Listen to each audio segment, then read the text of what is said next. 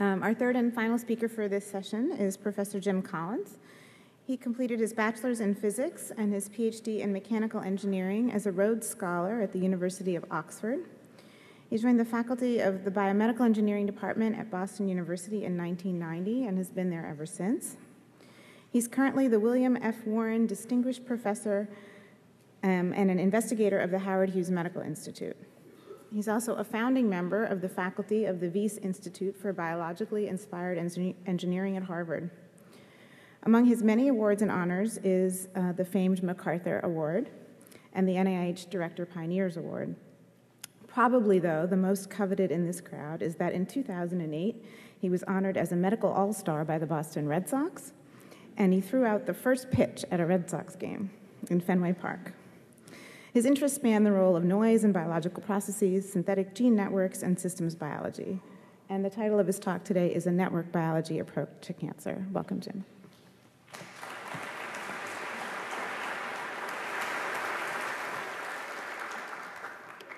Well, I want to thank Sangeeta for the very nice intro, and I want to thank Phil and Tyler for the invitation to talk at this great event. What I want to do over the next 25, 30 minutes or so is tell you a bit about what our lab's been doing in synthetic biology and systems biology, and how it's beginning to touch upon cancer research. But to start, what Sangeeta mentioned is that my lab had its origins really in focusing on whole body dynamics. So I came from a background of physics and medical engineering. And when I joined BU, and for really the first decade, we focused on things such as how do humans balance, how do humans walk.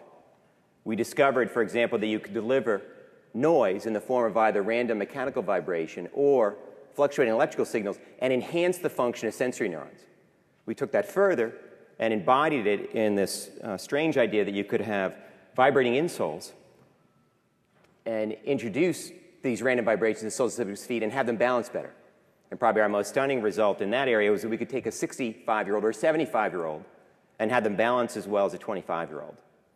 So how do you go from this space into molecular biology? Well, at BU, when I first joined, I was on the research faculty, which had the downside I didn't teach, but had the upside I never had to go to a faculty meeting. And at one of these faculty meetings in about 95, 96, our chair was Charles Cantor, who many of you know. He's one of the real cowboys in biotechnology and genome science. He had convinced the department to go for a large multi-million-dollar grant from the Whitaker Foundation that would create a new program for engineers, kind of moving them into molecular biology and cell biology, where you would have engineers go from genes to cells, to tissues, to organs, to whole body dynamics. I was not involved in any of these discussions. The department prepared the proposal, sent it in, and got invited for a site visit.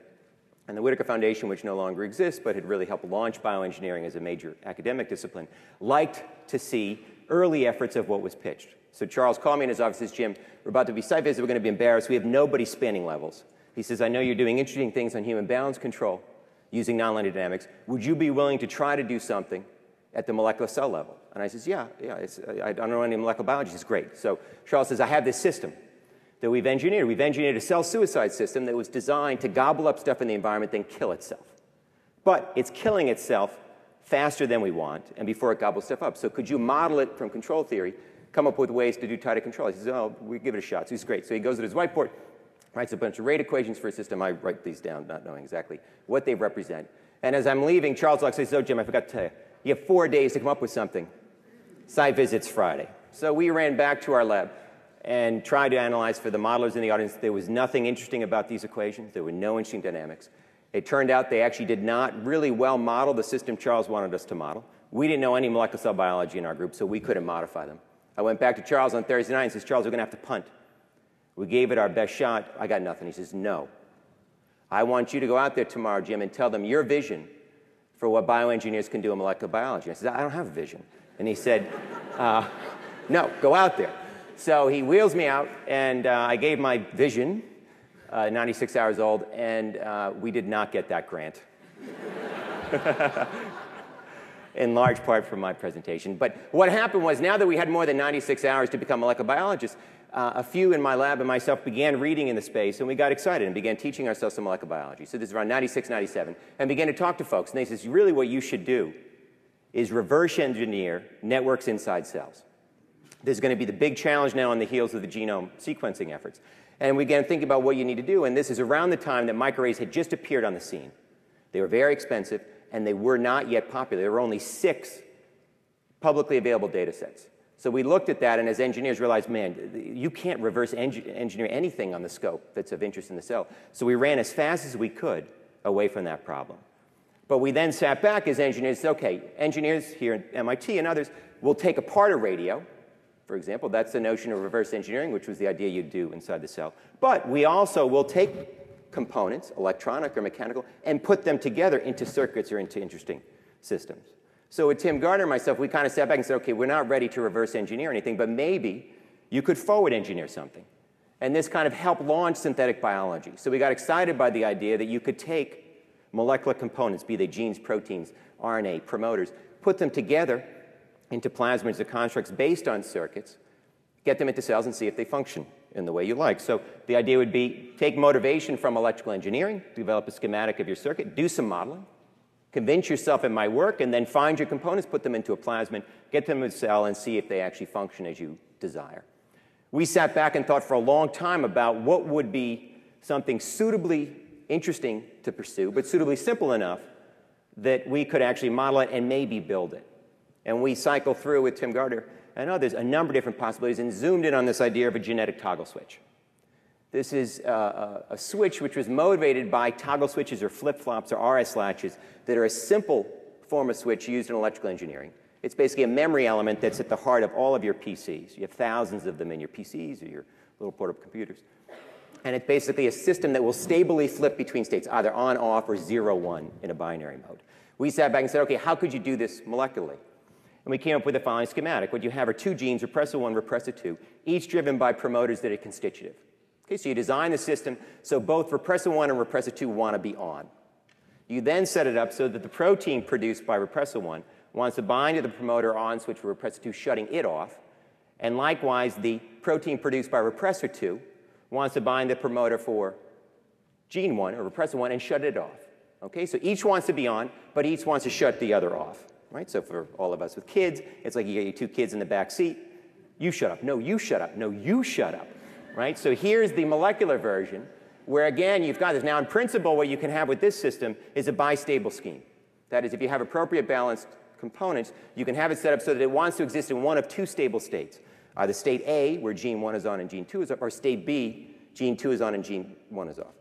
Importantly, you can flip it between these states just as you can with the toggle switch in electronics by delivering now a chemical where you'll temporarily inactivate the currently active gene. So let's say you're in state A, gene 1 is on, gene 2 is off.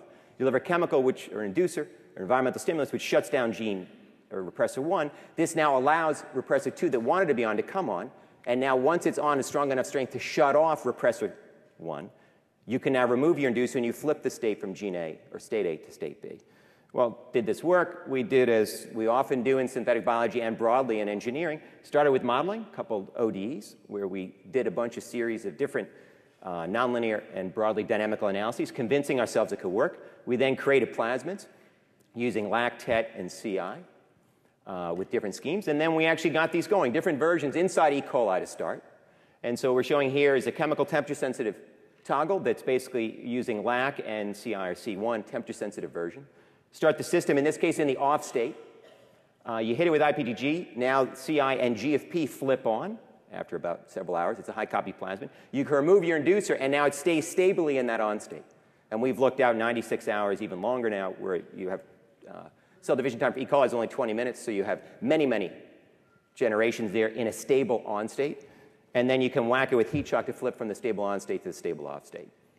This thing, which is important for many applications in cancer and broadly, has a very sharp switching threshold as a result of the nonlinearity. So for a biosensor design, you can now have this so that it can very nicely detect a small amount of a substance and flip on as desired. So what do we do here? Well, here, again, it's kind of an inspiration. This is basically a biological form of memory, taking inspiration from the computer world and electronics world, and showed you could do this biologically. The notion, when we first came out with this, kind of inspired a lot of people to get excited about biocomputing. So the idea then, and still is that you could program bacteria and other microorganisms to form a computer that could do certain computations. And in fact, when I first presented this, it was at a DARPA amorphous computing workshop in, I think it was September 99. And as I'm going through these slides, the whole audience is, yay, the BU guys have done, whoa, we have a biological toggle switch biocomputing. And I said, oh, wait a second, everybody. It takes 6 hours for this thing to flip on. Now, as I said, all the air went out of the room. Now, why? Basically, the toggle switches you have in your computers take tiny fractions of seconds to flip. Whereas if you can get it down to minutes, maybe 20 minutes where you just have the machine, your transcription, translation to go. But it's still too long where you're not going to have a PC with E. coli inside on the side. I'm not going to encourage Tyler Jacks to outfit the new Koch Institute with E. coli computers. Not going to work, wouldn't be feasible.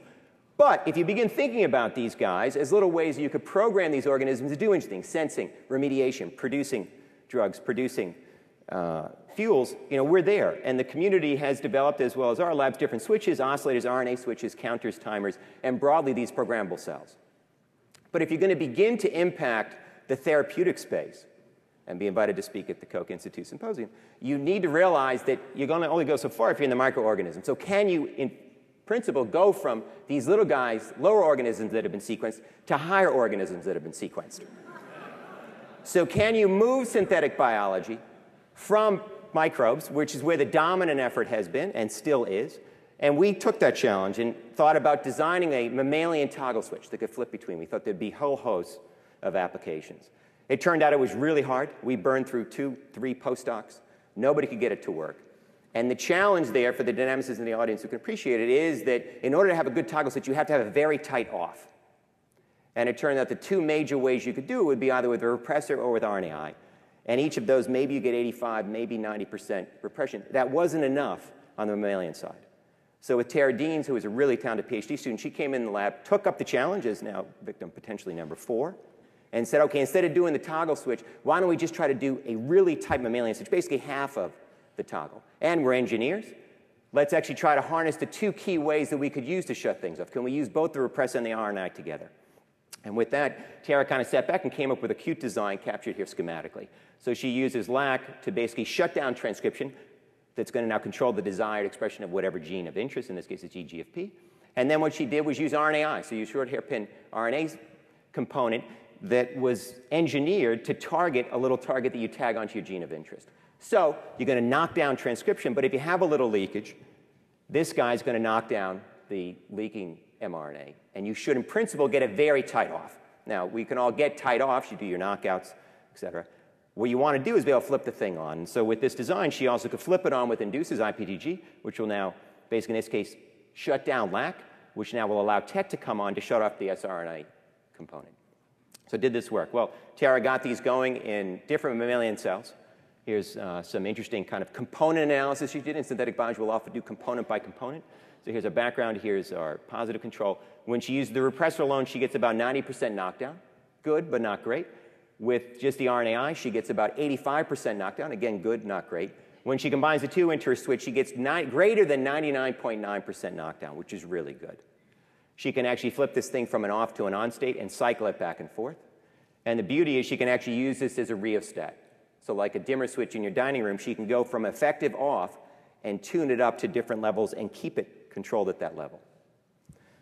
Of further interest and value is this is, again, a highly modular. The beauty of these engineering approaches in synthetic biology is you can swap in and out different components. So you can put in different promoters. You can put in and use it to control different genes.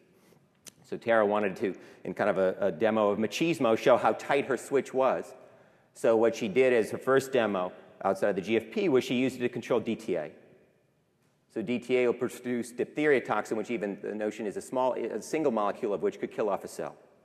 So what she did was create stable cell lines with the switch in the off state, grew them up happily, they were there, and she then could flip them on and selectively kill off the cells that she flipped on, which now opens up an interesting tool for different animal model studies. That is, you can have now different tissue-specific promoters using to drive the expression of DTA, have it in your animal, grow it up, and then kill off certain nerve types or different tissue types to model either aging or disease progression. Another key feature on this is that it's now kind of taken for granted, but the idea really up until the past was just you generally thought of genes as being on or off. But as many in this room appreciate is that many interesting biological processes, and in particular many interesting diseases, are really threshold-based.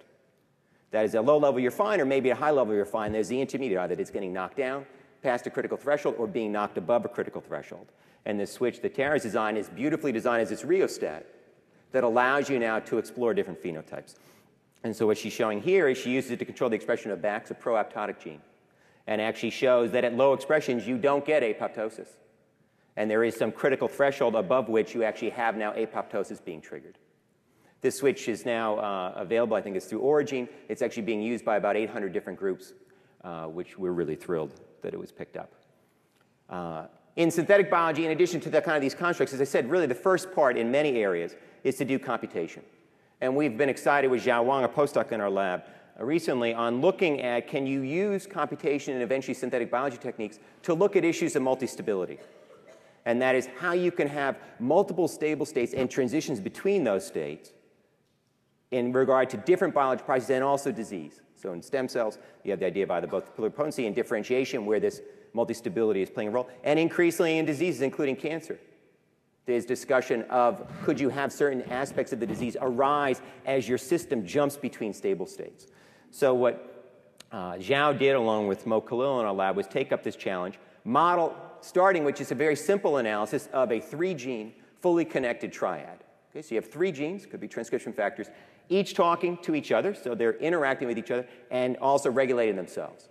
And what he did was a really beautiful design of an in silico high-throughput screening at a qualitative level where he considered all different possibilities of is this going to be activating or inhibiting, is this going to be activating, inhibiting, et cetera, et cetera.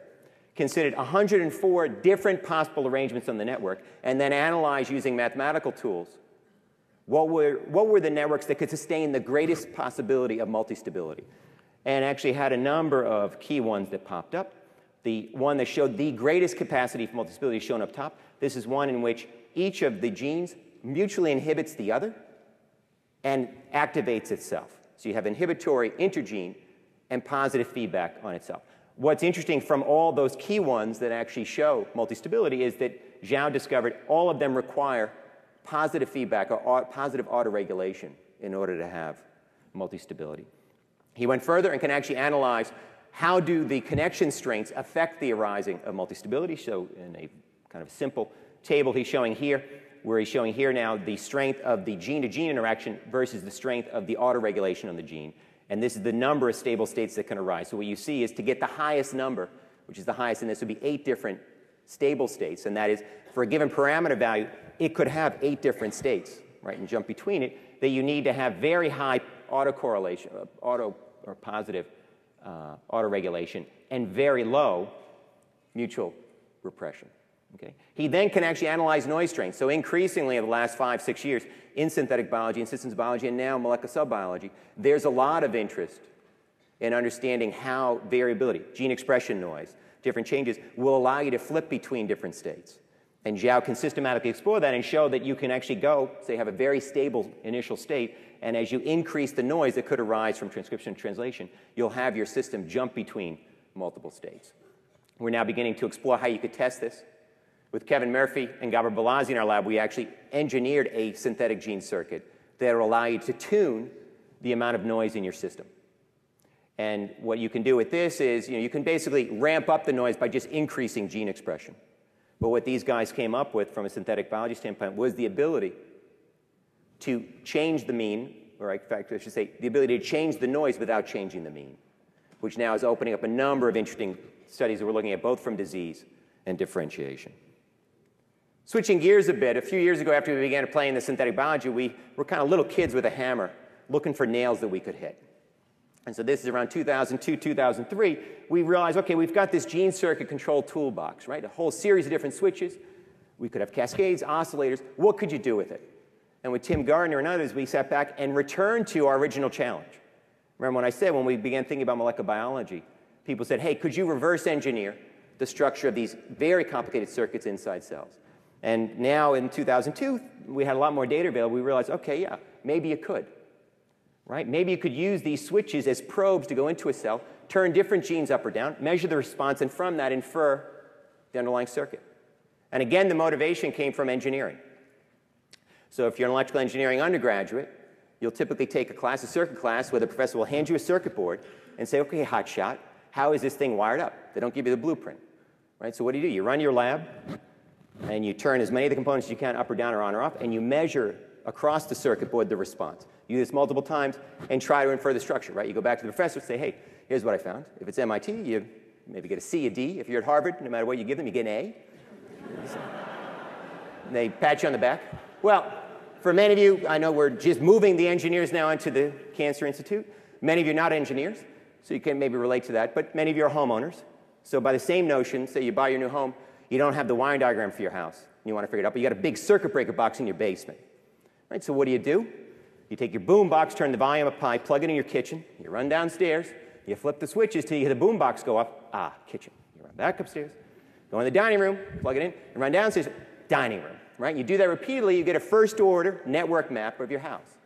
That's what we realized you could do inside a cell. If you can make enough perturbations on your scheme, you could actually work out the structure of the network. And more importantly, not only the structure of the network, you could tell not only who's talking to whom, but what's the strength of the interaction and what's the nature of the interaction. Is it positive or is it inhibiting? We then thought about what could you do with this. And we realized that you could actually use this to address a very important problem in biotech, pharma, and cancer research, and that is use it to identify the targets of drugs. And how do you do that? Well, I teach control theory to our biomedical engineering undergraduates, and from lecture 1 to lecture 27, I emphasize that there's 3 parts to a control system. You have your input, your output, and the system itself. If you know 2 of the 3, you can work out the 3rd. Okay? So we realized that once you have your network structure, you could use this to filter the output of a drug, the output effect of a drug, and try to identify its targets. And the reason why this is so important is many of you can appreciate that we're in a target-rich and target-focused world right now. Pharma and biotech are really good at setting up assays to tell you what does the compound under development hit what it was designed to hit, right? What they can't tell you is what else might these things be hitting. And you have thousands of possibilities, right? And it's these other thousands of possibilities is why you'll have a drug fail or you'll get side effects. And we realized, okay, you know what? We can take those thousands of possibilities, filter it through the network, taking the output, and predict what was the likely input that actually produced this output. We've done this computationally, we've done this in bacteria, we've actually done it in mammalian. But just to give you a sense, I'm just going to tell you one very quick case study that we did a few years ago where we looked at fungal data, so yeast data. Here now we generalize it not just from using our switches, we actually found that we could use a range of perturbations to help infer the network. So we took 515 expression profiles that have been collected by Tim Hughes and his colleagues, used it to reconstruct on a genome-wide scale a network for yeast. From then this original really brilliant piece that Tim had published in Cell, he actually had 15 drugs that were profiled, 9 of which had no mode of action. So what we did was take each of those, pass it, take those expression data, take the output, and filter it through our reconstructed network. So what's shown here is this is the actual output for itraconazole, whose known target is ERG11. Okay? ERG11, in terms of expression profile alone, is buried down around 400 or 500 out of 6,000 possibilities. You would not pick it out. This is the line of significant differentially expressed genes. It's below that. Okay?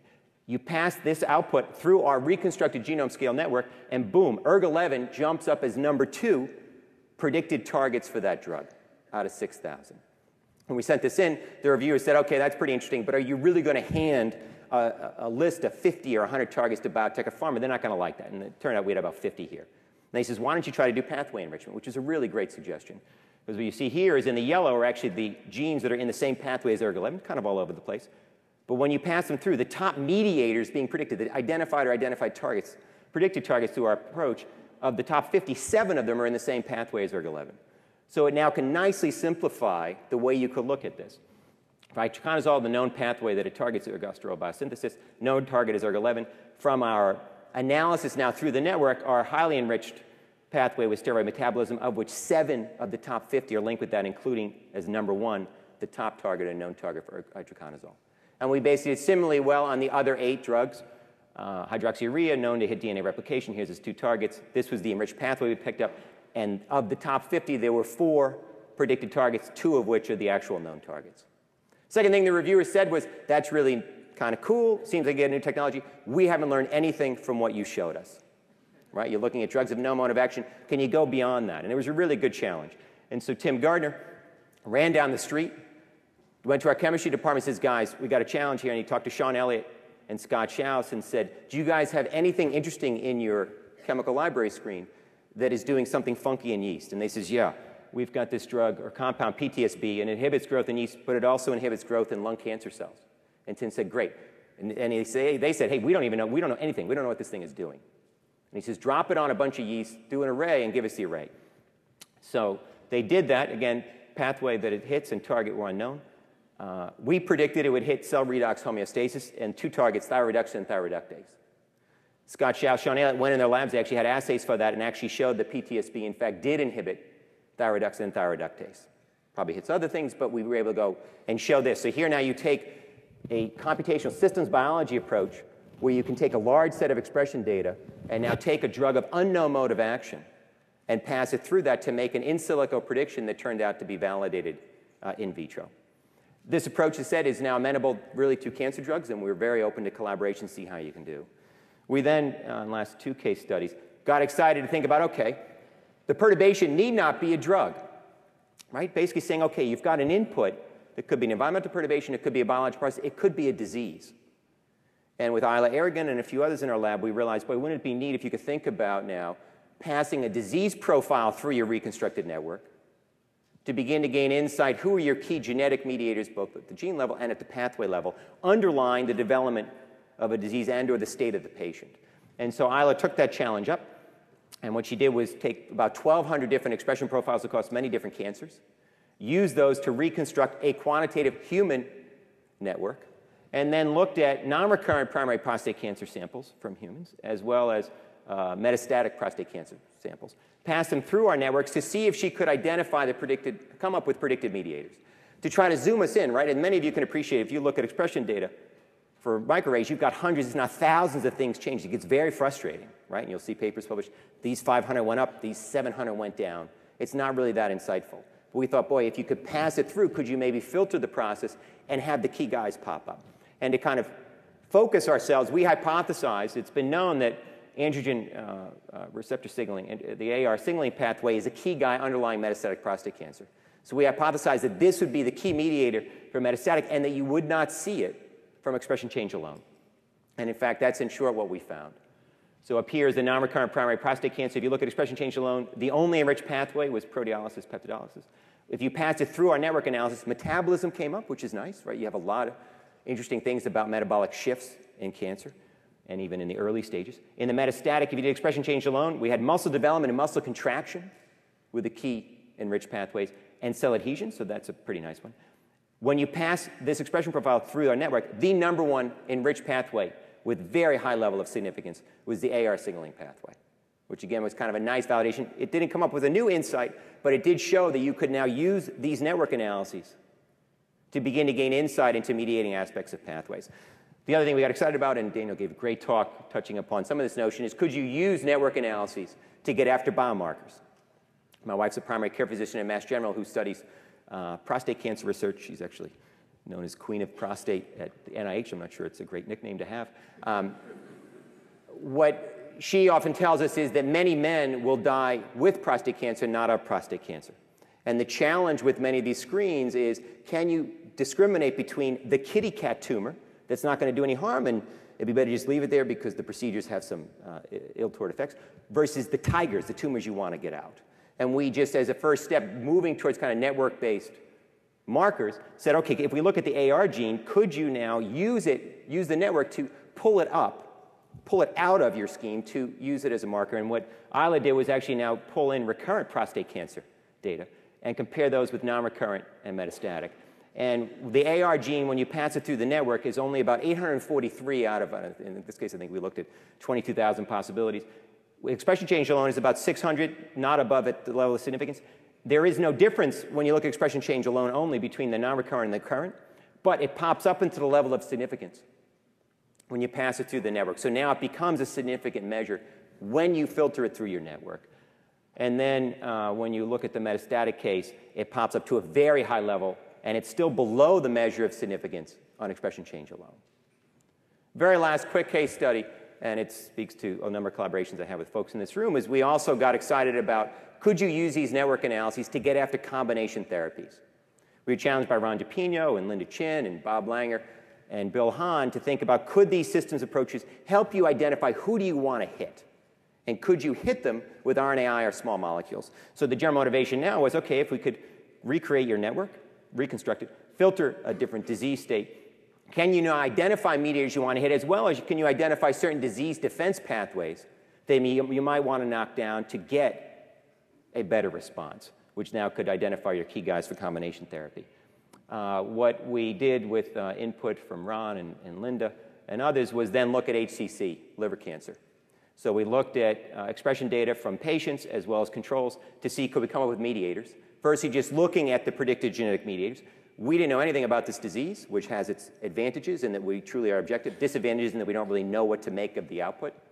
When we came up with our list of mediators, 200, 300, we didn't really know what to make, and we went over to Ron DePino, and Ron was great, and he looked at it and he says, oh, you've got the greatest hits list here.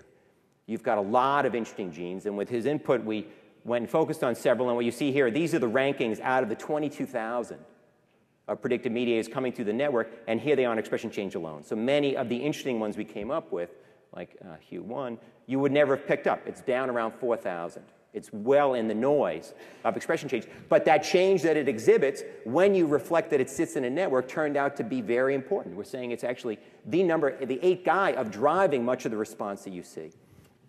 We then can do pathway enrichment, and a number of these come up with interesting schemes linked to cancer cell cycle as well as cancers.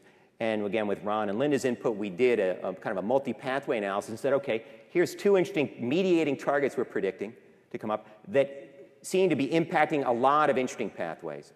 And with Tara Deans, we then did some prelim analyses where we did RNAi, knockdown on these guys, where the targets by themselves actually had a pretty big effect, but we got an even bigger and stronger effect when we did them together.